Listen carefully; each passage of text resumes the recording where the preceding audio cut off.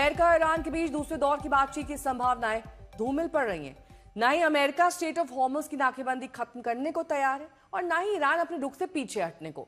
हालांकि इस तनाव के बीच कूटनीतिक हलचल तेज है। ईरान के विदेश मंत्री अब्बास अराक्ची 24 घंटे में दूसरी बार पाकिस्तान पहुंचे और वहां आसिम मुनीर से मुलाकात की। इससे पहले अराक्ची शनिवार को पाकिस्तान से गए थे।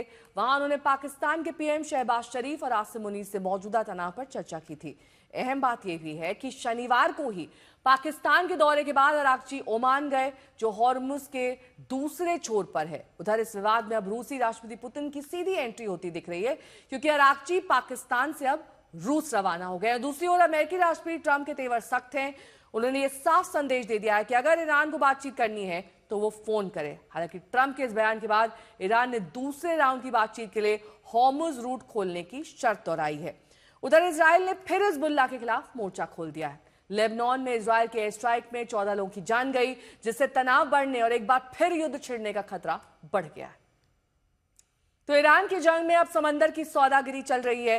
फिलहाल जंग एक मोर्चे पर थम गई है, लेकिन डील अटक गई है। अमेरिका ने पाकिस्तान जाकर डील करने से साफ इनकार कर दिया, लेकिन बातचीत के दरवाजे बंद नहीं किए हैं।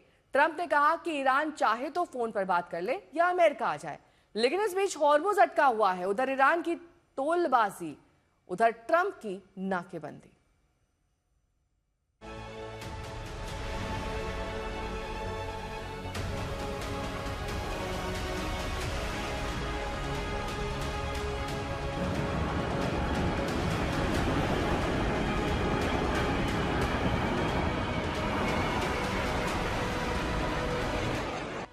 चौखट से गलियारे तक और गलियारे से आंगन तक हॉर्मुज़ बारूद के ढेर पर बैठा हुआ है। एक तरफ से पलीता थामे है ईरान, दूसरी तरफ अमेरिकी नौसेना। दोनों अपना दमखम दिखाने के लिए सोशल मीडिया वॉर में जुटे हुए हैं। दोनों अपनी अपनी शर्तों पर अड़े हैं। ईरान टोल टैक्स लेकर ही जहाजों को जाने दे रहा है। अमेरिका ने 11 दिनों में 34 जहाजों को या तो ईरान वापस भेजा है या हॉर्मुज़ में घुसने से रोका है।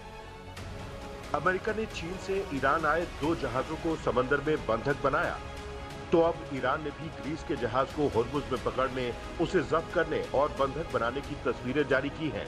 ईरान के सरकारी मीडिया पर दिखाया जा रहा है कि किस तरह बंधक बनाए गए जहाज के सारे क्रू को हिरासत में लिया जा चुका है। ईरान लगातार चेतावनी दे रहा है कि उसकी मंजूरी के बिना हॉर्मुज़ के समंदर से गुजरना खतरे से खाली नहीं है। तो दूसरी तरफ हॉर्मुज़ के दरवाजे पर अमेरिका भी खड़ा हुआ है। अमेरिकी सेंटकॉम की ओर से लगातार ऐसी तस्वीरें पोस्ट की जा रही हैं, जिनमें वो साबित करने की कोशिश कर रहा है कि हॉर्मुज़ के बाहर उसका ब्लॉकेड पूरी तरह एक्शन में है। अमेरिकी ब्लॉकेड का असर है कि 25 अप्रैल तक अमेरिका ने ईरान से जुड़े 38 जहाजों को वापस लौटने पर मजबूर कर दिया है। धमकियों, शर्तों और समंदर पर अधिकारों को लेकर दोनों तरफ से बयानबाजियों का दौर भी जारी है। ईरान का खातम अल अंबिया सेंट्रल हेडक्वार्टर कहता है कि अमेरिका समुद्री डकैती कर रहा है और उसके खिलाफ जवाबी कार्रवाई हो सकती है। उधर ट्रंप ने कहा है कि ईरान के पास हॉर्मुज़ में अवैध वसूली बंद करने के लिए सिर्फ 3 दिन की मोहलत है, फिर ईरान के तेल के कुएं धधक पड़ेंगे। Yesterday you said to Reuters that we're dealing with who is in charge now. What changed from yesterday to today? Nothing. It's just that they gave us a paper that should have been better. And interestingly, immediately when I canceled it, within 10 minutes we got a new paper that was much better. What was on that paper, sir? We talked about they will not have a nuclear weapon. It's very simple. Look, that whole deal is not complicated. Iran cannot have a nuclear weapon. It's very simple. Is the ceasefire remaining? Will you continue the ceasefire? Haven't even thought about it yet. Did they offer anything in? खबर है कि Iran की ओर से Hormuz को लेकर आए नए प्रस्ताव पर ट्रंप ने सोमवार की शाम 4:30 बजे सिचुएशन रूम में विशेष बैठक बुलाई है। इसी बैठक में तय हो सकता है कि ईरान के साथ डील के रास्ते पर आगे बढ़ना है या जिस तरह हिजबुल्लाह के खिलाफ इजराइल ने लेबनान में फिर से खून खच्चर शुरू किया है, उसी रास्ते पर अमेरिका भी लौट पड़ेगा। आज तक ब्यूरो। तो सवाल यह है कि क्या ईरान के साथ अमेरिका की डील हो पाएगी? आज ये इसलिए भी सवाल बना हुआ है क्योंकि एक तरफ अमेरिका ने अब पाकिस्तान जाकर ईरान से बातचीत करने से इनकार कर दिया है, दूसरी ओर ट्रंप ने बताया कि ईरान की ओर से उन्हें एक नया प्रस्ताव मिला है जिस पर ट्रंप बड़ी बैठक करने वाले हैं। ये प्रस्ताव क्या है और ईरान के विदेश मंत्री रूस क्यों गए हैं, आइए देखते हैं इस रिपोर्ट के जरिए।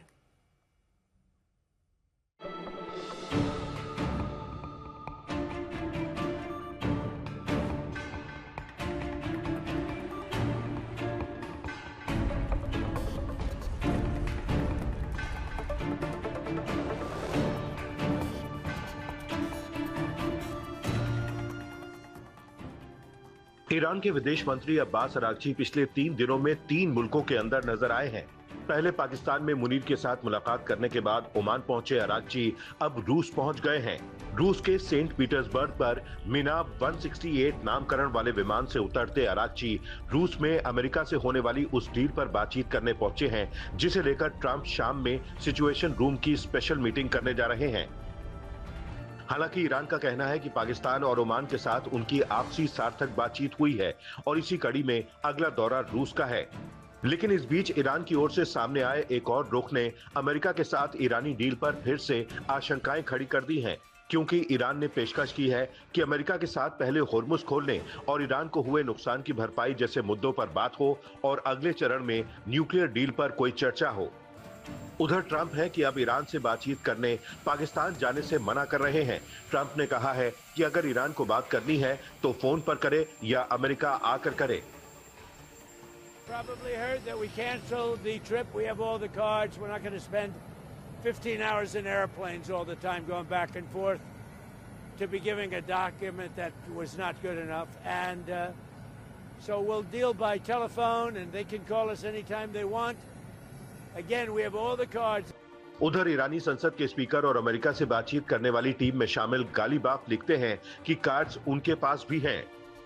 गालिबाफ ने पोस्ट किया है कि दुनिया को तेल सप्लाई रोकने वाला कार्ड उनके पास है, उसके बदले में मांग वाले कार्ड भी उनके पास हैं, जिसमें रणनीतिक तेल खत्म करने से लेकर तेल के दाम बढ़ाने वाला कार्ड उनके पास है और ऊपर से गर्मियों में तेल की जरूरत बढ़ने पर अमेरिका में तेल की कीमतें बढ़ाने वाला कार्ड भी उनके पास है।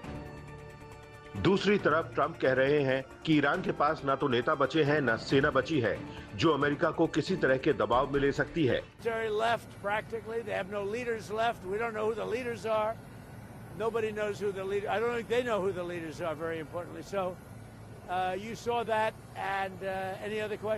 हालांकि एक तरफ ट्रंप ईरान को नेताहीन ताकतहीन मुल्क करार दे रहे हैं, दूसरी तरफ उससे डील करने को मजबूर भी नजर आ रहे हैं।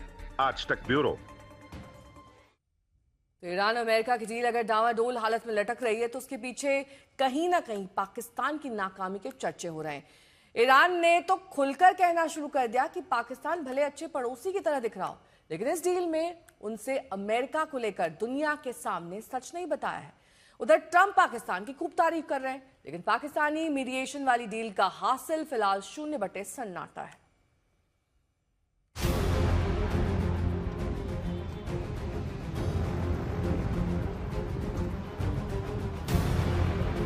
पाकिस्तान के इस्लामाबाद में खाली कराई गई सड़कें अब चहल पहल वाली होंगी।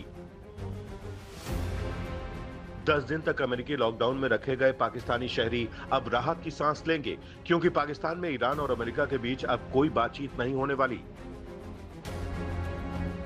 पहले दौर की बातचीत में ही पाकिस्तान ने इतना रायता फैला दिया कि ना तो ईरान को डील में एक कदम आगे बढ़ाने का रास्ता मिला और ना अमेरिकी मेहमान दोबारा पाकिस्तानी जमीन पर कदम रखने का साहस कर पा रहे हैं। ईरान और अमेरिका की जंग में बहते बारूद और धधकती आग के बीच अमन परस्त होने की खाल ओढ़कर पाकिस्तान ने बातचीत की मेज तो सजा दी, लेकिन पाकिस्तान ने इस मौके पर भी ईरान के साथ धोखा ही किया। उस धोखे का दर्द ईरानी संसद के रक्षा और विदेश नीति समिति के प्रवक्ता इब्राहिम रिजाई की पोस्ट में झलका है, जिसमें उन्होंने लिखा है कि पाकिस्तान पड़ोसी ठीक है, लेकिन मीडिएटर ठीक नहीं है, क्योंकि वो भरोसेमंद ही नहीं। रिजाई ने लिखा है कि पाकिस्तान ने दुनिया को वो सच नहीं बताया कि अमेरिका ने कैसे ईरानी शर्तें कबूल की थी और लेबनान के वादे से अमेरिका मुकरा था। ईरान ने पाकिस्तान की निष्पक्षता पर सवाल उठाते हुए उसे अमेरिकी टट्टू करार दिया और ईरान के ये दावे कैसे सच साबित हो रहे हैं वो ट्रंप के बयान से पता चलता है। Pakistan is terrific. I think the field marshal is fantastic. I think the prime minister of Pakistan is great. America भले ही पाकिस्तान की तारीफ कर रहा हो, लेकिन ईरान का खून खौल रहा है। खासकर सीजफायर के नाम पर पाकिस्तान ने ऐसा मसौदा दुनिया के सामने रखा जिसमें ईरान को आधी राहत ही मिली। लेबनान में हिजबुल्लाह को इजरायली कहर से बचाने के लिए ना तो अमेरिका अपने वादे पर कायम रहा और न ही पाकिस्तान ने अमेरिकी वादा खिलाफी की बात दुनिया को बताई। आज हालत यह है कि दक्षिणी लेबनान में भयानक जमीनी जंग चल रही है। अल तैयबा इलाके में इजरायली सेना के रेस्क्यू चॉपर पर हिजबुल्लाह ने हमले किए। हिजबुल्लाह की ओर से ड्रोन अटैक लगातार बढ़ रहे हैं और दूसरी तरफ इजरायली सेना जमीन से लेकर आसमान तक से घनघोर बमबारी कर रही है। आज तक ब्यूरो।